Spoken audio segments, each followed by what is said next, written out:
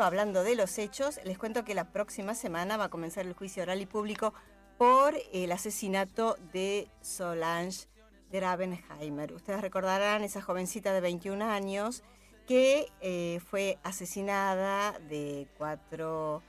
tenía 4 cuchillazos en el cuello. Vivía con Lucila French, era su compañera. Hacía un año y medio que estaban viviendo las dos en la zona de Florida. Y bueno, ese caso dio mucho que hablar. Lucila French en un primer momento estaba como testigo en la causa. Después el fiscal y el juez consideraron que tenían que cambiarle la calificación de testigo. Pasó a ser la persona que tenía más posibilidades de haber sido la presunta asesina de Solange. ¿Por qué? Porque en el horario en que Lucila dice haberse ido de la casa a trabajar, estaría dentro de la franja horaria que habrían matado a Solange. ¿Que usted no me cree? Bueno, entonces si no me cree, seguramente sí le va a creer al doctor Roberto Damboriana. Claudia Kaufman lo saluda. Doctor, ¿cómo está? Claudia, bueno, yo lo único que tengo que decir, por Roberto Damboriana, abogado, ya están los hechos relatados, realmente como una periodista, y que es usted, Claudia, que realmente sorprende porque ha relatado tan claro los hechos que, bueno, lo único que tengo que agregar que el lunes a las 10 de la mañana, en el Tribunal Criminal 2 de San Isidro, ¿sí? Esta va a ser los lineamientos de la acusación. Consideramos que existen hechos que demuestran la responsabilidad penal de Lucila French, eso es lo que vamos a sostener, y que, bueno, tenemos que acreditar durante el debate que, bueno, ha sido ella la que le aplicó las 4 puñaladas que, bueno, le ocasionaron la muerte. Al principio, por supuesto, ella era testigo, después se declaró la nulidad de la parte que se autoincriminaba, pero igual, sigue el juicio en pie y con el requerimiento de elevación del juicio firme, así que bueno, vamos a escuchar su declaración indagatoria, que dijo que va a prestar declaración indagatoria, y después, bueno, serán los médicos los que van a determinar el horario de la muerte, y dentro de ese horario de la muerte estaba ella sola, con Lucila, y bueno, Lucila con Sol Gravenheimer, y bueno, entonces le ocasionó la muerte.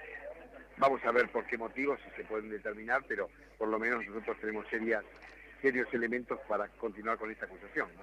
Ahora, doctor, ¿cómo se entiende? Porque hay un perito que creo que es el perito de la policía bonaerense, Aranda, ¿no? Que en un momento dijo una cosa, después cambió el horario en el cual pudo haber sido asesinada Solange y después volvió a retractarse. ¿Cómo? Claro, ¿cómo ¿por qué? Porque todo estaba determinado cómo se encontraba el cuerpo. Sí. Entonces, cuando hubo una reunión en la fiscalía con todos los médicos, sí, lo primero que teníamos que ver era cómo se encontraba el cuerpo.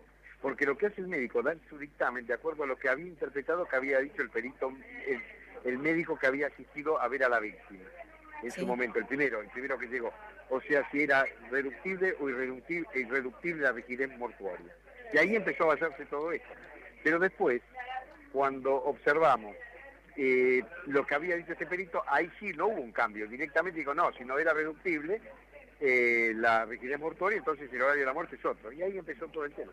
Claro, porque en un primer momento estuvo dentro del horario en el cual Lucila y Solange estaban en la casa.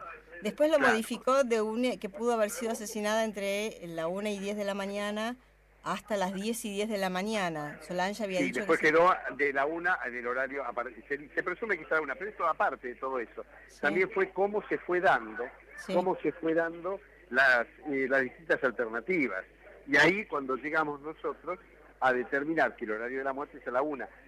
¿Por qué? Porque estuvo también el celular. El celular, exacto. Cuando el celular había sonado a la 1 y no fue contestado.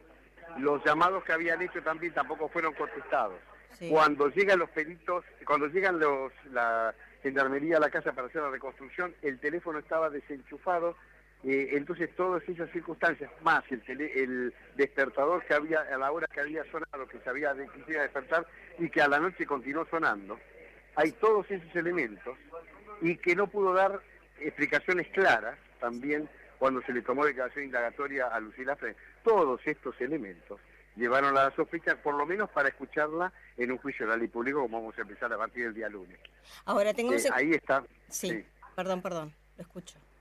Con todos estos elementos, más otros, por supuesto, que se van a observar durante el debate, nos llegan a que nosotros tenemos que sostener esta acusación, porque, a ver, es una persona como a la hora que había salido de la casa, después los hechos como se fueron desarrollando, y la actitud que tomó la persona, ¿no? Bien, todos estos elementos, bueno, sí. vamos a sostener los lineamientos de la acusación y vamos a sostener después la respectiva acusación pidiéndole prisión perpetua, si todos estos elementos no son rebatidos en el juicio oral. Doctor, doctor Damboriana, sí. Tengamos en cuenta que la única persona señalada como la posible asesina de Solange es Lucila, pero Lucila ahora creo que tiene 23 o 24 años y pidió hace unos meses la posibilidad de poder ir a Europa para trabajar y fue autorizada por la justicia. Se le dio autorización porque consideramos que no iba a evadir la acción de la justicia y que tampoco iba a entorpecer la investigación. Pero es más, ella dice que había otras personas que habían ingresado. Sí. Pero cuando se hace la pericia, esas personas no se pudo acreditar que hayan ingresado nadie a la casa. La división rastro de la policía de la provincia, lo primero que hizo, bueno, a ver si ingresó alguien. Ese día recordamos que estaba lloviendo, que había una obra al lado. En la casa no hay ninguna señal que existieran pisadas o rastros para poder observar que alguien hubiera ingresado. La puerta no estaba forzada. Bueno, con todos estos elementos no nos quedan dudas para nosotros y para esta etapa procesal que existe una responsabilidad de Lucila, por lo menos que no ha dado explicaciones claras. Sí. No ha hecho acto en la indagatoria, que es el acto de defensa, no ha dado una explicación clara para poder sustraerse de este requerimiento de elevación a juicio. Doctor, ¿otras personas más tenían la llave de la casa donde vivían en el PH? No tenía nadie más la llave, por eso que también nosotros seguimos pensando de esta responsabilidad. Y ella, cómo se comportó ella durante todo el día. Dijo que se había comunicado, tratando de comunicarse con ella. No existe ninguna llamada ni entrante ni saliente de los teléfonos que con la vinculación que tiene que tener de Lucila hacia Sol en los lugares que ella podía estar y que por supuesto los conocía. Después dijo que no conocía la clave de su computadora, se lo dijo a la madre, y resulta que después ella se introduce y cambia la clave y después le dice la clave. Bueno, muchos elementos que tenemos que, por supuesto, yo se los estoy anticipando, pero que realmente nos van a dar a nosotros elementos suficientes como para observar si esto se traduce y se prueba en el debate, sostener la acusación conjuntamente con el fiscal de juicio que vamos a llevar a cabo pidiéndole la pena máxima que establece el Código Penal, que es la pena de prisión perpetua, ¿no? Doctor, se le hizo una pericia psiquiátrica a Lucila, ¿no? Sí. ¿Y qué es lo que arrojó? No, también hay una contradicción. Nuestra perito de parte, nuestra psicóloga, dice que ella es una psicópata, mientras que la perito oficial sostiene lo contrario, pero bueno, lo que pasa es que los antecedentes de nuestra perito realmente son más que importantes, y aparte, por otro lado, también está citado el doctor Castex, que podríamos llegar a dar una cierta por su capacidad técnica, un cierto informe que, bueno, nos va a llevar cuál era el comportamiento psiquiátrico en la estructura de base de Lucila Fren, ¿no? Porque el doctor, leyendo un poco la causa, vi que aparentemente Solange estuvo durante varias horas, de acuerdo a lo que dijo el perito forense, ¿no? Que estuvo varias horas boca arriba en la cama y que luego el cuerpo fue colocado en el piso. Claro, fue cambiado. ¿Y quién lo cambió? ¿Cómo lo cambió? ¿Por qué? O sea, una persona que viene a robar, no faltó nada. No faltó absolutamente nada. Entonces, tampoco fue violada, tampoco fue abusada, por más que estaba desnuda.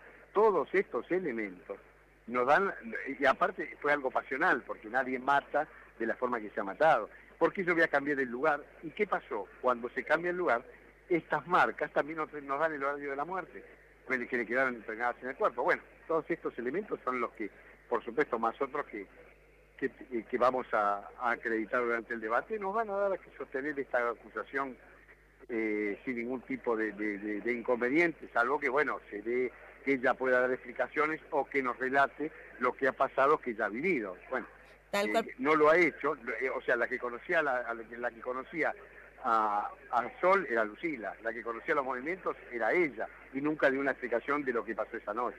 Esa es la realidad. Usted estaba diciendo recién algo pasional. Se habló en Claro. su momento de que podían haber tenido una relación lésbica y también se habló puede haber sido eso, sí, puede haber sido tranquilamente, pero no estábamos en el lugar de los hechos, entonces, en consecuencia, al no estar en el lugar, nosotros se nos dificulta ver, Claro. hacer históricamente recrear la situación, ¿no es cierto? Bueno, doctor, estamos ahí expectantes. Aparte se realiza en los tribunales de San Isidro, creo que en el segundo piso va a ser, o en el primero. Lo que pasa va a ser durante 5 días, va a ser Claro. en el Tribunal 2, en el tercer piso del edificio de Ituzaingó 350.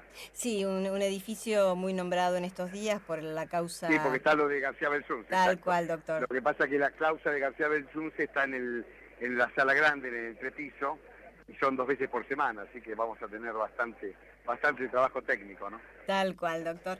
Bueno, doctor Damboriana, vamos a estar atentos siguiendo paso a paso todo el desarrollo de este juicio para saber realmente quién mató a Solange Grabenheimer aquel 10 de enero del año 2007. Bueno, un gusto y seguramente el lunes nos estaremos comunicando nuevamente. Así es, doctor, que tenga una muy, pero muy buena tarde. Gracias por atendernos. No, por favor, un gusto. Un gusto es mío. El doctor Roberto Damboriana, abogado de la familia de Solange Grabenheimer, que es la persona, la joven de 21 años que fue acuchillada en su cuello, que apareció el 10 de enero del año 2007, asesinada en su domicilio en el PH, que compartía con Lucila Frenz. El juicio comienza la semana que viene, va a durar una semana, tal cual lo acaba de señalar el doctor Damboriana, de lunes a viernes, y se va a conocer finalmente quién fue o quién fue realmente el asesino o la asesina de Solange.